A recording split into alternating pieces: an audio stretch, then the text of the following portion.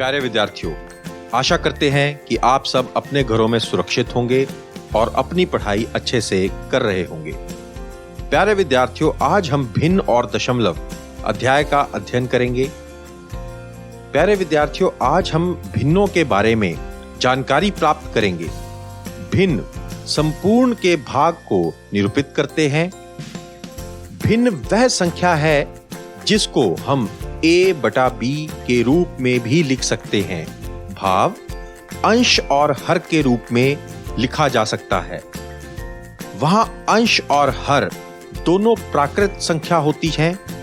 ध्यान दीजिए, अंश और हर दोनों प्राकृत संख्या होनी चाहिए, जैसे 1/5, 2/5, 3/8, 9/4 आदि। जैसे 2/3 एक भिन्न है जिसमें 2 अंश है और 3 हर है। इसमें जो 3 का हर है उसमें हमने 1 के 3 भाग किए हैं, और जो 2 का अंश है इसका मतलब है वह तीनों में से 2 बराबर भागों में लिया है। इसी प्रकार हम भिन्न के भेद के बारे में जानेंगे। भिन्न 3 प्रकार के होते हैं। पहला उचित भिन्न, दूसरा विषम भिन्न और तीसरा मिश्रित भिन्न। उचित भिन्न वह भिन्न होता है जिसमें अंश हर से छोटा होता है, जैसे 2/3, 4/5, 7/9 आदि।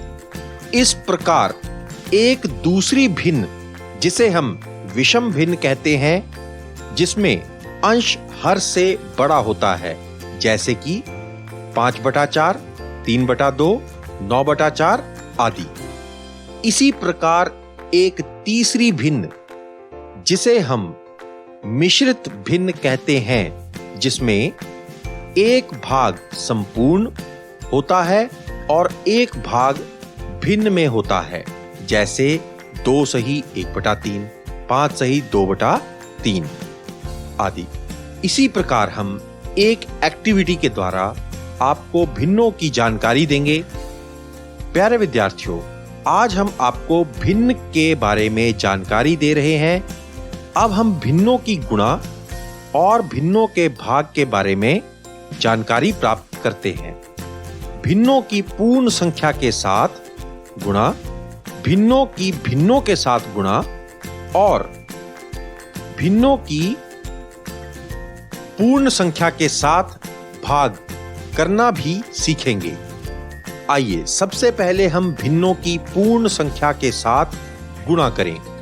मान लीजिए हमने 1/3 को 2 के साथ गुणा किया। जैसे कि आपको पता है, गुणा करने से भाव है बार बार जोड़ना। 1/3 को 2 से गुणा करने का मतलब 1/3 को 2 बार जोड़ना। आपके सामने है 1/3, 1/3 जोड़ के 2/3 बनता है। इसका भाव है 1/3 गुणा 2। यह है 2/3 के बराबर। इसका भाव 1/3 प्लस 1/3। इसी प्रकार हम 1/5 को 3 के साथ गुणा करें। भाव 1/5 जमा 1/5 जमा 1/5, जिससे हमें उत्तर प्राप्त होगा 3/5। आओ अब हम भिन्नों की भिन्नों के साथ गुणा करनी सीखें। अब हम 1/2 का 1/3 के साथ गुणनफल निकालना सीखते हैं, यानी एक भिन्न का दूसरे भिन्न के साथ गुणनफल। हम एक पूर्ण भाग को 2 हिस्सों में बांट देते हैं, जिसका एक भाग 1/2 दर्शाता है और दूसरा भाग भी 1/2 दर्शाता है।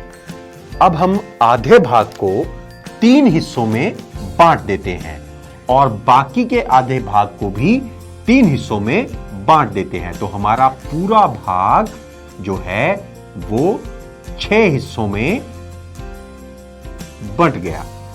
देखिए, जो आधा भाग था इसको जब हमने 3 हिस्सों में बांटा तो जो ये छायांकित भाग है ये आधे भाग का 1/3 दर्शाता है। जब इस छायांकित भाग को हम पूर्ण के ऊपर रख के देखेंगे तो यह पूरे भाग का 1/6 भाग दर्शाएगा, यानी 1/2 का 1/3 के साथ गुणनफल 1/6 होगा। बच्चों, हमने रोचक भरपूर एक्टिविटी से भिन्नों की भिन्न के साथ गुणा देखी। आओ अब हम भिन्नों के भाग के बारे में जानते हैं। भिन्नों की भाग जानने से पहले हम भाग के बारे में जानते हैं कि पूर्ण संख्या से भाग के बारे में जानते हैं। आओ देखो, आपके सामने एक प्रश्न है 12/3। भाव हमने 12 को 3 से भाग करना है। इसका मतलब है कि हमने 12 के 3 बराबर बराबर हिस्से करने हैं। हमारे पास 12 गीटे हैं। अब हम 12 गीटों को 3-3 बराबर हिस्सों में बांटते हैं। आइए अब इसे 3-3 बराबर हिस्सों में बांटने की कोशिश करते हैं। 3 बराबर बराबर भाग बन जाएंगे।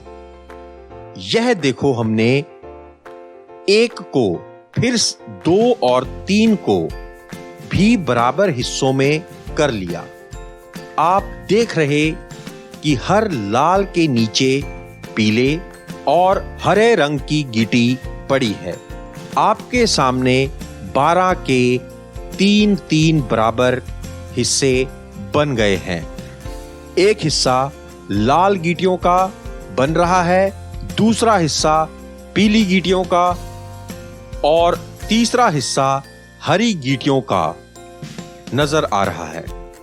इसका भाव है कि आपको हर भाग में 4-4 गीटियां मिलती हैं, 1, 2, 3 अथवा 4। भाव यह है कि 12 को 3 से भाग करेंगे तब हमें 4 उत्तर प्राप्त होगा।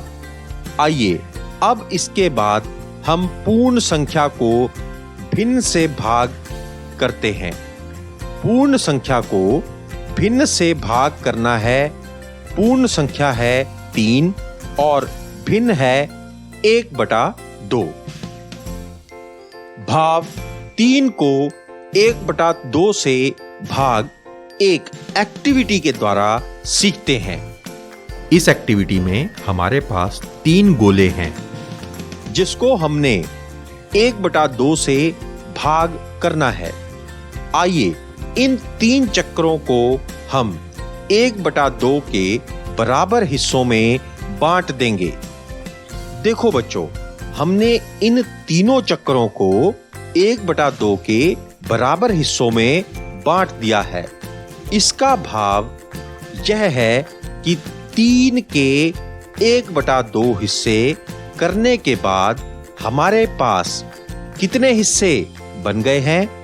यह हमारी 3 की 1/2 भाग करने की प्रक्रिया है। अब हम गिनते हैं कि हमारे पास 1/2 भाग के कितने हिस्से हो गए। अब हम गिनते हैं 1/2, 1/2, 1/2, 1/2, 1/2, 1/2। हमारे पास 6 हिस्से प्राप्त हो गए। इस प्रकार हमने 3/1/2 को पाया 6। जब बच्चे लिखती रूप में 3/1/2 से भाग करते हैं तो हमें पता है भिन्न का भाग करना मतलब भाजक स्थान को संख्या का प्रतिलोम करना और फिर गुणा करना है। भाव 3 को गुणा करने के लिए भाजक स्थान 1/2 का प्रतिलोम करना है। भाव 3 गुणा 2/1 इक्वल टू 6/1, जिसको हम 6 भी लिख सकते हैं। भाव 3 के 1/2 से भाग करने पर हमें 6 उत्तर प्राप्त होता है। इस प्रकार हमने इस एक्टिविटी के द्वारा पूर्ण संख्या की भिन्न से भाग करना सीख लिया। इससे पहले भी हमने भिन्नों की जमा, गुणा और घटाव भी सीखा। मुझे उम्मीद है कि आप घर में इसका अध्ययन जरूर करेंगे। आइए बच्चों, अब हम कुछ प्रश्नों का अभ्यास करते हैं। प्रश्न 1, निम्नलिखित भिन्नों में से उचित भिन्न कौन सी है? 2/3, 1 सही 1/2, 6/5, 9/7। उत्तर है 2/3। प्रश्न 2, 4/1/3। ऑप्शन है ए 1/12, बी 12, सी 1 और डी 7। उत्तर 12। प्रश्न 3, 1/4 गुणा 1/5। ऑप्शन है 1/9, बी 1/-1, सी 1/20, डी 5/4। सही उत्तर 1/20। उम्मीद है आप ऐसे ही कुछ और प्रश्नों के भी हल कर सकते हैं। प्यारे विद्यार्थियों, जैसे कि आप जानते हैं, इस अध्याय में हम भिन्नों के बारे में पढ़ रहे हैं। आइए बच्चों, पेपर कटिंग एक्टिविटी द्वारा हम भिन्नों की तुलना के बारे में पढ़ते हैं। देखो, यह एक पूरा भाग है। यदि हम इस भाग को 2 बराबर हिस्सों में बांटते हैं, तब देखो एक जैसे 2 भाग मिल जाते हैं। ऐसे ही बच्चों, अब हम 1 के 3 हिस्से करते हैं। देखो, यह पट्टी 1/3 भाग के ऊपर आ गई, बिल्कुल ऐसी ही 1/3 के ऊपर, और फिर तीसरी 1/3 भाग के ऊपर आ गई। इस प्रकार 1 के 3 हिस्से कर दिए और उसका नाम 1/3 है। इसी प्रकार हमने 1 के 4 हिस्से कर दिए और हर एक हिस्से का नाम 1/4 है। इसी प्रकार हम 1 के 5 हिस्से कर देंगे और हर हिस्से का नाम 1/5। इसी प्रकार यदि हम 1 के 6 हिस्से करें तो 1/6 हर भाग का नाम होगा। इसी प्रकार यदि 1 के 8 हिस्से कर दिए तब 1/8 होगा। इसी प्रकार करते करते यदि 1 के 10 हिस्से कर दिए तब उसका नाम 1/10 हो जाएगा। अब हम भिन्नों की तुलना के बारे में जानकारी प्राप्त करेंगे। 1/2, 1/3, 1/4, 1/5, 1/6 या 1/8। जैसे जैसे भिन्न का हर बड़ा होता जा रहा है, वैसे वैसे ही हर भाग का आकार छोटा होता जा रहा है। जब भी हम बच्चों को 1/2 और 1/5 की तुलना करने को कहते हैं, तो बच्चा बड़ा अंक 5 को देखकर 5 को ही बड़ा भाग कहता है। जबकि आप देख सकते हैं 1/5 की पट्टी 1/2 की पट्टी से काफी छोटी है, इसलिए 1/5 1/2 से छोटा है। बहुत ही अच्छे तरीके से हम भिन्नों के भाग की तुलना कर सकते हैं। 1/3 और 1/4 में से देखो कौन सी बड़ी और कौन सी छोटी? बिल्कुल ठीक, 1/3 बड़ी नजर आ रही है। इसी प्रकार 1/3 और 1/6 में से कौन सा डिब्बा छोटा नजर आ रहा है? बिल्कुल सही, 1/6 ही छोटा है। 1/6 कम है 1/3 से। इसी एक्टिविटी से हम 3 भिन्नों के बारे में जानकारी प्राप्त करेंगे। आओ बच्चों देखो, इस पन्ने पर बिल्कुल एक लाइन पन्ने के बीच में से जा रही है। यदि हम एक स्केल को उस लाइन पर रखें तब पता चलता है कि यह एक भाग 2 भाग के बराबर है। 1/2 की तुल्य भिन्न 2/4 है। इसी प्रकार 3/6 है, 4/8 है और 5/10 है। तुल्य से भाव तो आप समझ ही चुके हैं कि तुल्य माने बराबर।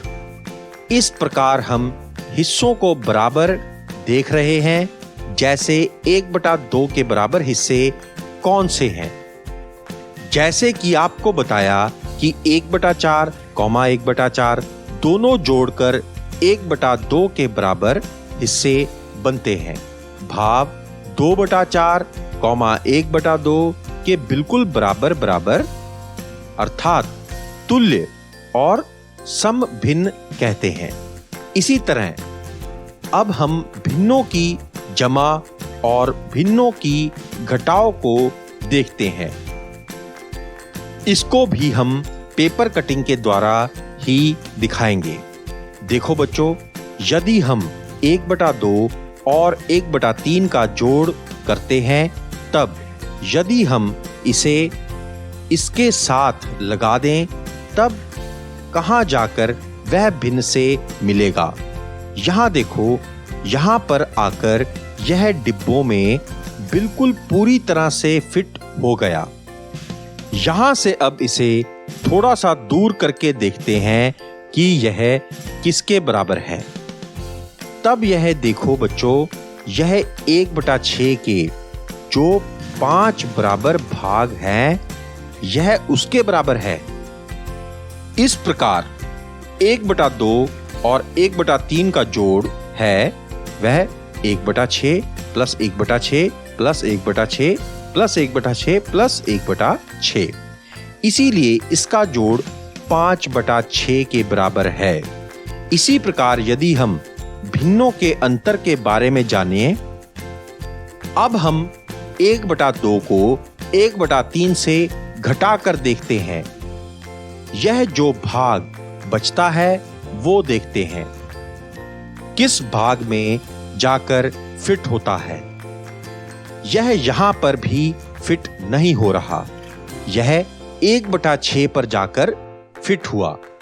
इसलिए यदि हम 1/2 में से 1/3 को घटाएं तो हमें 1/6 उत्तर प्राप्त होता है।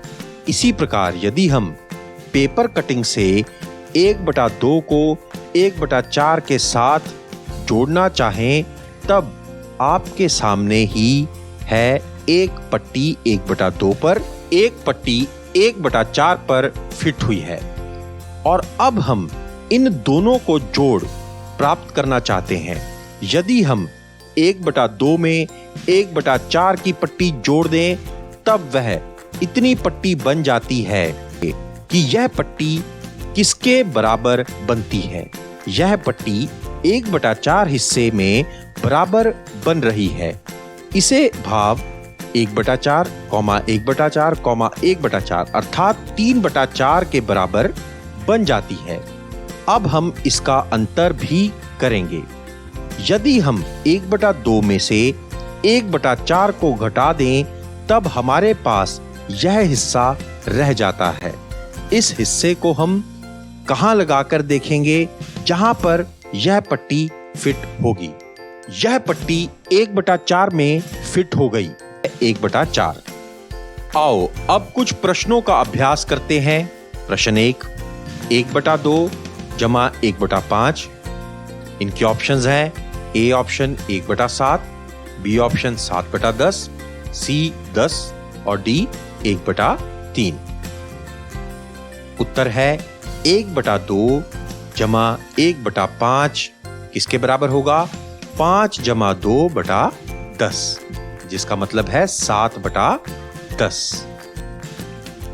प्रश्न नंबर 2, 1/6 जमा 1/9। ऑप्शंस हैं ए 5/18, बी 2/15, सी 1/54, डी 3/25।